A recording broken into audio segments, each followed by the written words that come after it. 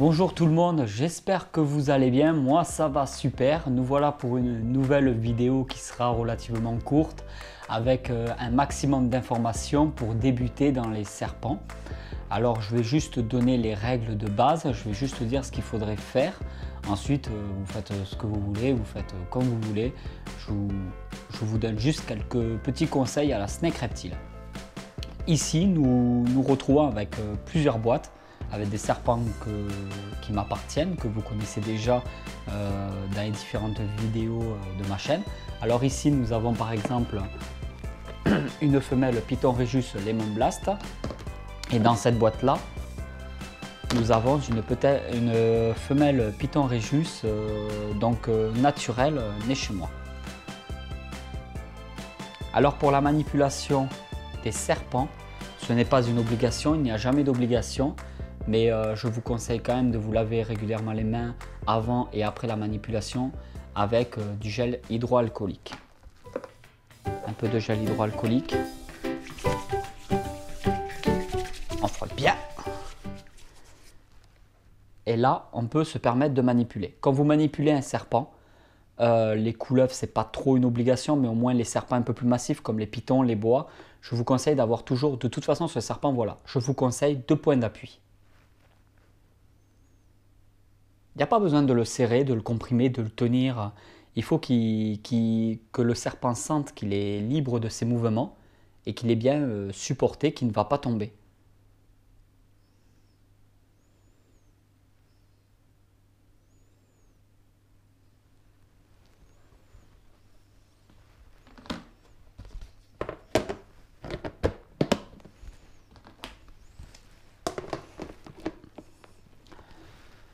Alors, pour tout ce qui est Python Regius, un serpent pour débuter, c'est pas mal du tout. Parce que c'est un serpent qui montre très peu de signes d'agressivité. Il n'est pas vraiment franchement mordeur, à part les premières semaines de sa vie. Sinon, il se calme très vite.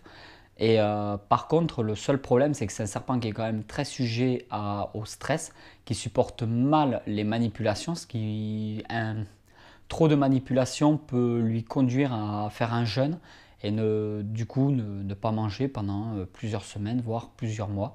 C'est vrai que c'est un serpent qui est quand même dans l'ensemble assez compliqué à nourrir quand on manque d'expérience.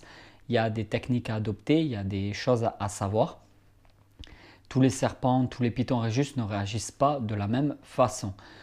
Le Python Regius, quand vous venez de l'acquérir, quoi qu'il arrive, déjà un serpent, vous le mettez dans une boîte de quarantaine. Vous le mettez dans une boîte, dans un rack, dans un terrarium de quarantaine. Donc il n'est pas en contact même avec les autres terrariums et vos autres reptiles en général.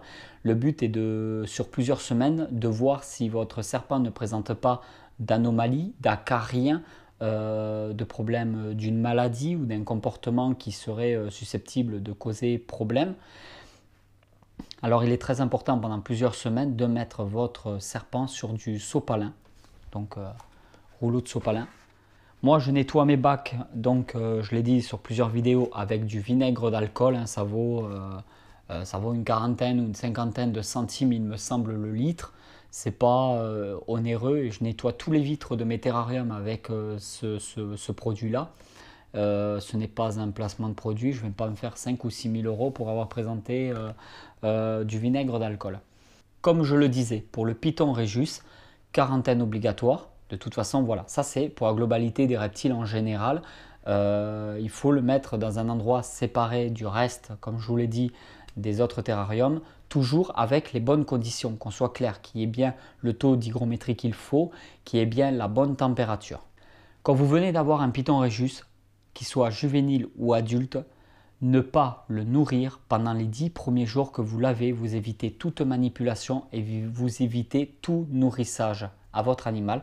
Il ne va pas mourir, ne vous inquiétez pas. 10 jours, ce n'est rien du tout. Surtout que vous êtes censé avoir acheté un Python Regius qui était déjà démarré. Donc si votre Python Regius a été démarré dans les règles de l'art, quand vous l'avez acheté, ne pas le nourrir pendant 10 jours, il risque vraiment rien du tout. Il a normalement le bon tonus musculaire, normalement il est censé vivre sans aucun problème. Donc de l'eau, oui, mais pas de nourrissage pour un Python Rhésus que vous venez d'avoir. Les 10 premiers jours, c'est quand même assez important, ça évite le stress, ça peut éviter peut-être une régurgitation, ça peut éviter des problèmes ou qui refuse tout simplement sa nourriture et qui la refuse aussi plus régulièrement par la suite. Donc faites attention à ça. Voilà pour les Python Rhésus. Ensuite, on peut partir sur de la Pantherophis guttatus, qu'on appelait à l'époque Elaphe guttata, que là on peut voir sortir tout seul de sa boîte.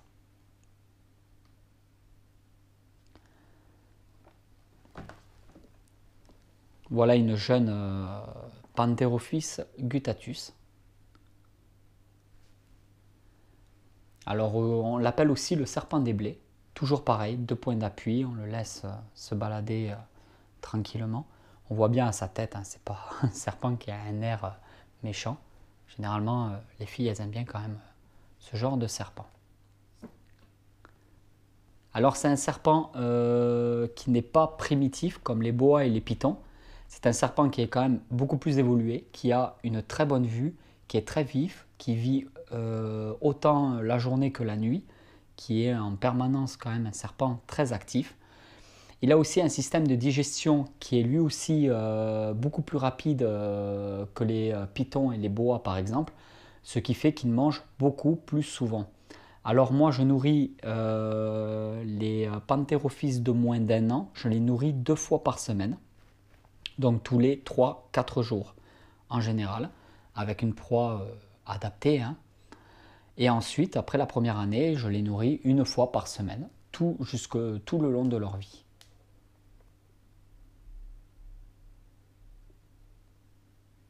Donc là, c'est une mutation génétique lavender. C'est une coloration qu'on ne peut pas trouver à l'état naturel, qui est issue de plusieurs sélections.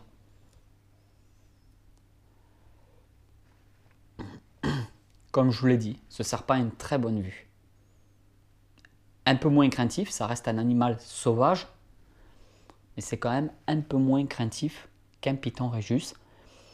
Le seul inconvénient que je trouve aux couleuvres, c'est qu'elles ont, elles ont un système digestif très rapide, leur fonctionnement, leur organisme, comme il est très rapide, bon déjà elles vivent beaucoup moins longtemps qu'un Python Rhésus. Il me semble qu'une Pantherophis vit en moyenne 15 ans, peut-être 12-15 ans. Je dis peut-être des bêtises, à confirmer. Un Python Rhésus, par contre, vit bien plus de 20 ans, voire 30. Le record, il me semble, est de 42 ans. Donc quand on s'engage avec des animaux comme ça, on ne fait pas les choses à moitié. Hein. On ne prend pas des serpents pour les revendre 2-3 ans plus tard.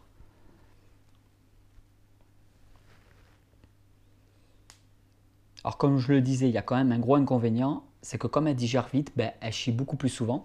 Et les couleuvres, quand ça chie, ça pue.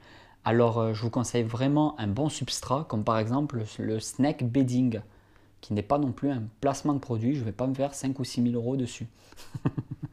Voilà, le snake bedding qu'on peut trouver dans beaucoup de magasins de reptiles, dans beaucoup d'endroits où on peut trouver tout ce qu'il faut pour la terrario. Donc je conseille quand même plus les Pantherophis que les Python Rhésus pour démarrer. Surtout que les gens en premier serpent, ils ont tendance à vouloir les manipuler et ça passe quand même mieux de manipuler, même si je conseille jamais la manipulation, jamais trop la manipulation, toujours en douceur. Mais c'est quand même mieux de manipuler un Pantherophis qui supportera un peu mieux la manipulation. Le Pantherophis est un très bon mangeur. Il n'y a pas de problème au niveau du nourrissage si les conditions sont respectées. Et on peut trouver une gamme de coloration spectaculaire.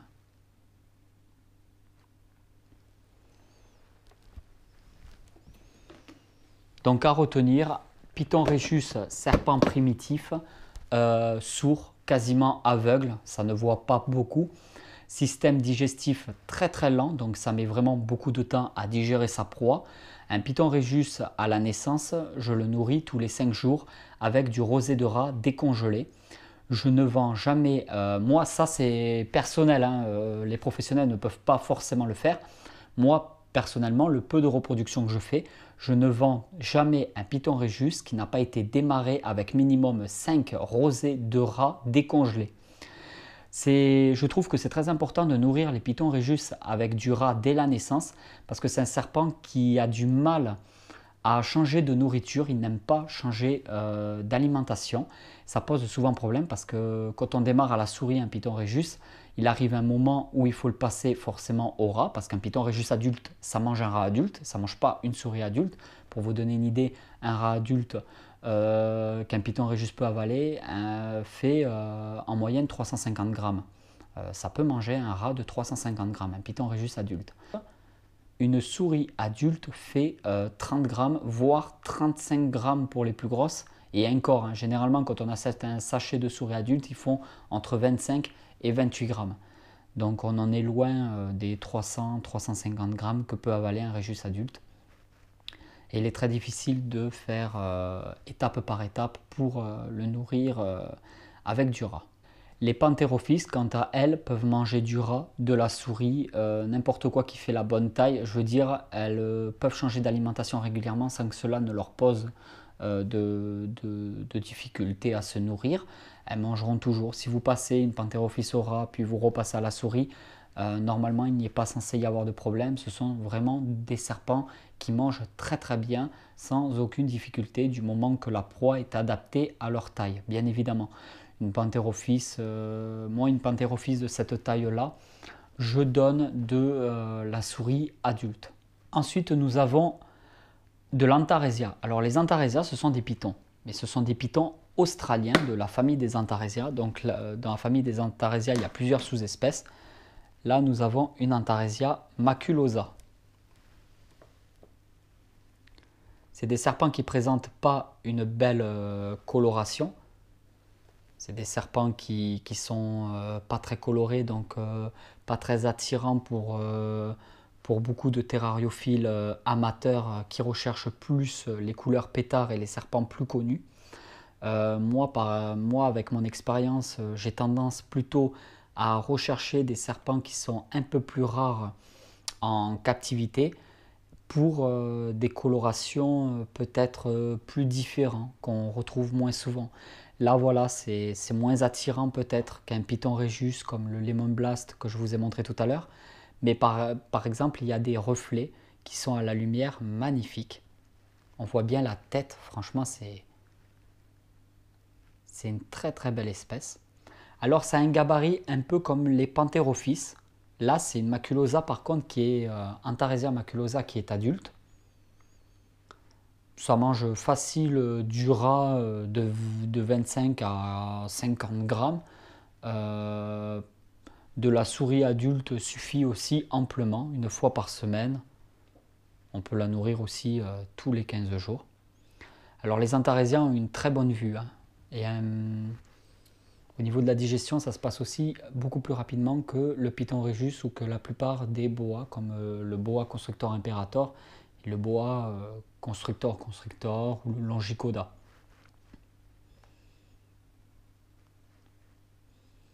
Ça, c'est une coloration par contre naturelle. Il y a encore actuellement très peu de mutations génétiques sur l'Antaresia, il y a encore moins en France. Donc là, ce n'est pas une sélection qui a été faite par l'homme.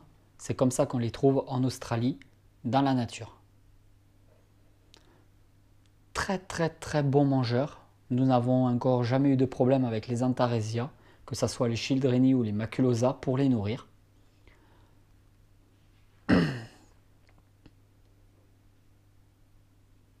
Ce sont des serpents qui mangent sans problème de la souris, du rat. On peut changer leur alimentation sans que cela pose de soucis. Donc, un serpent que je conseille réellement aux débutants, peut-être même bien plus que le Python Régis et bien plus que le Panthérophis, parce qu'une maculosa adulte est quand même bien plus petite qu'une Panthérophis pour la même épaisseur, voire même plus fine.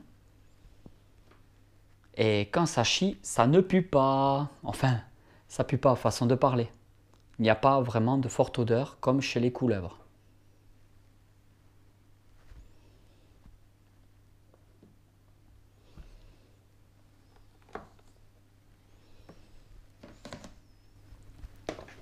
On remet un peu de gel hydroalcoolique qu'on peut trouver dans les pharmacies, les centres commerciaux, enfin, on trouve ça un peu partout. C'est une forte odeur d'alcool, donc ça évite aussi de se faire mordre quand on a touché un rongeur ou quoi. Le gel hydroalcoolique reste bien. Donc ici, nous avons une couleuvre asiatique, Colionatus radiata, de type albinos T+. Alors les albinos, on peut les trouver dans la nature parce que c'est un gène qui est à la base pas créé par l'homme. C'est un gène qu'on peut retrouver, même si dans la nature les albinos ne font pas forcément long feu, c'est quand même très très rare d'en trouver. Au fur et à mesure des reproductions, des prélèvements qu'il y a eu au début dans la nature, nous avons réussi à obtenir en captivité des espèces qui ont des mutations génétiques quand même assez spectaculaires. Là, nous sommes, comme je vous l'ai dit, sur de l'albinisme. Donc, c'est quand même un état qu'on peut trouver dans la nature si on a vraiment beaucoup de chance. Alors les couleuvres asiatiques, la plupart des couleuvres asiatiques ont un tempérament quand même assez coriace. C'est des espèces qui ne se laissent pas forcément manipuler correctement. C'est des espèces qui peuvent mordre ou taper la gueule fermée. C'est des espèces qui stressent, qui restent sur la défensive, qui ont peur de l'homme. Après, dans la nature, c'est normal, hein. Les serpents, tout ce qui est plus petit, ils les considèrent comme des proies. Tout ce qui est plus grand, ils les considèrent comme des prédateurs. Alors, on va voir si elle veut bien coopérer. La voilà. On voit bien sa respiration qui commence à prendre un petit peu. On va voir. Alors là, c'est vraiment des espèces que j'appelle des espèces évoluées. Elles ont vraiment une très très bonne vue, repèrent des proies de très très loin. Elles ont la capacité de monter aux arbres et d'en descendre à une vitesse remarquable. Toujours 2 points d'appui. Voilà. C'est des espèces qui sont très fines, donc très sveltes et très longues. Voilà, là, beaucoup plus actif. On peut toujours débuter avec des espèces comme ça. On peut toujours, voilà, avec les bonnes méthodes, les bonnes informations, on peut toujours débuter, mais je ne conseille pas les espèces asiatiques vraiment aux débutants, même si on peut toujours, hein, tout est possible, hein, avec les bonnes informations, les bonnes personnes pour conseiller. Mais moi, personnellement, je ne préfère pas vous conseiller les espèces asiatiques. Il y aura bientôt une vidéo, normalement, je suis censé avoir des éclosions au niveau des œufs. Donc il y aura une vidéo là-dessus. On peut voir vraiment les écailles qui sont placées vraiment comme les écailles de certains serpents venimeux. Elle ne présente pas du tout de signe d'agressivité. Mais elle est quand même très inquiète, malgré que je reste calme et qu'elle ressent de toute façon que je suis calme. Elle ne sait pas, elle ne comprend pas, elle ne sait pas où aller. Alors elle s'est fait féconder par un mâle il y a plus de 2 mois. Elle m'a fait déjà 2 portées malgré qu'elle soit encore très jeune, que ce n'était pas des portées prévues. J'espère qu'elle ne va pas m'en faire d'autres quand même.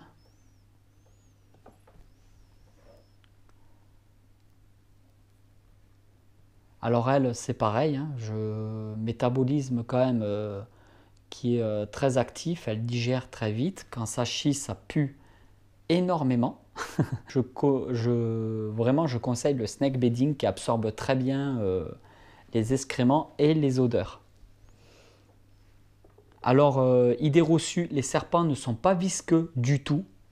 Ils ne sont pas forcément froids, puisqu'ils sont à la température de là où ils se trouvent. Hein. Donc, s'ils sont au chaud, ils seront chauds. C'est pas visqueux parce que ce n'est pas mouillé. Donc, c'est bon, c'est pas des poissons. Hein. Elle commence à s'agiter.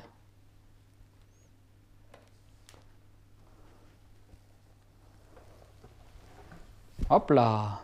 Elle sait qu'elle va être enfermée.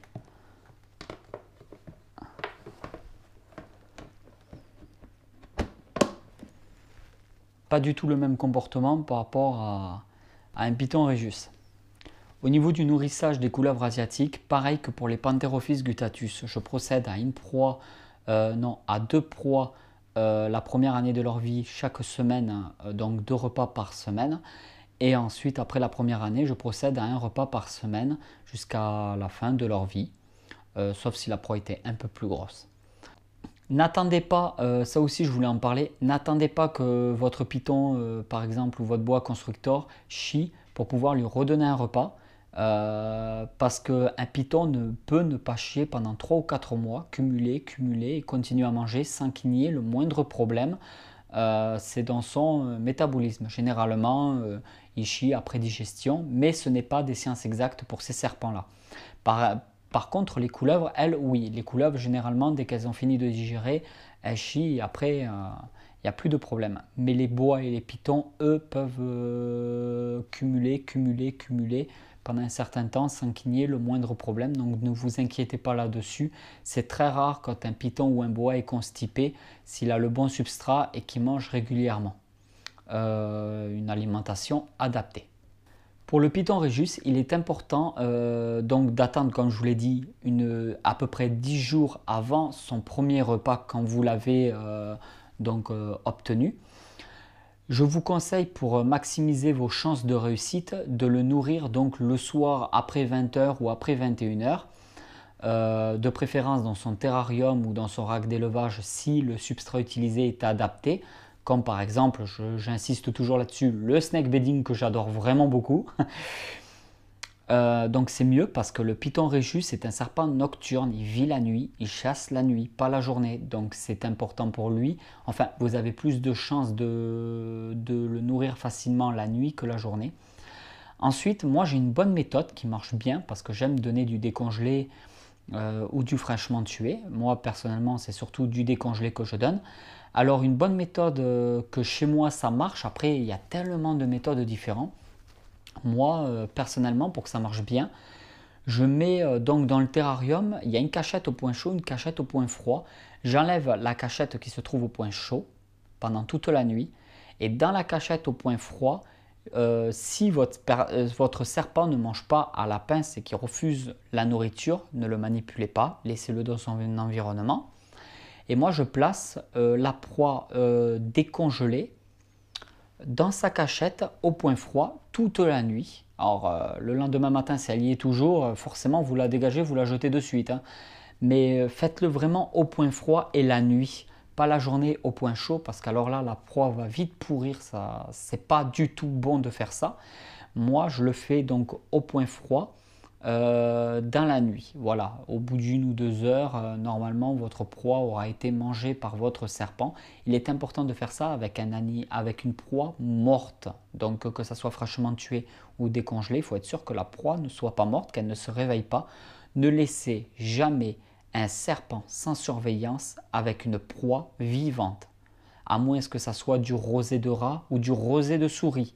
À partir du moment que la proie est capable de manger par elle-même, donc un bébé souris qui est capable de commencer à ronger quelque chose ou un bébé rat qui est capable de ronger quelque chose peut occasionner des dommages sur votre serpent et peut même lui occasionner des dommages tellement importants qu'il pourrait le tuer. Ne vous amusez pas à ça. Si vous donnez du vivant à votre serpent, faites-le dans les meilleures conditions possibles. Moi, je ne le conseille pas. Si vous décidez de le faire, parce que c'est vrai que c'est plus simple à nourrir un serpent au vivant, faites-le au moins correctement. Surveillez bien votre animal, surveillez bien la proie. Ne laissez pas votre serpent tout seul. J'espère que cette vidéo vous a plu. C'était une vidéo courte avec quelques conseils sur la base. Si vous voulez d'autres vidéos dans le même style, si vous voulez des vidéos qui changent un peu de l'ordinaire, si vous avez des idées de vidéos, vous pouvez toujours tout mettre en bas en commentaire dans la description. Je vous promets bientôt une vidéo sur les tortues terrestres. Je suis désolé, on arrive en hiver, en plus qu'on est au printemps bientôt. Ça y est, le temps commence à devenir pourri dans le sud de la France. Enfin, à l'heure où je tourne la vidéo, on a vraiment des temps de merde. Les tortues sont toujours en hibernation, c'est pour ça que je ne fais pas de vidéo dessus. Je vous apprendrai dans des vidéos à créer des enclos pour tortues de terre, enfin mettre un minimum d'informations par rapport à ça. Likez la vidéo, je vous dis à vendredi prochain pour une nouvelle vidéo. Allez tout le monde, ciao ciao!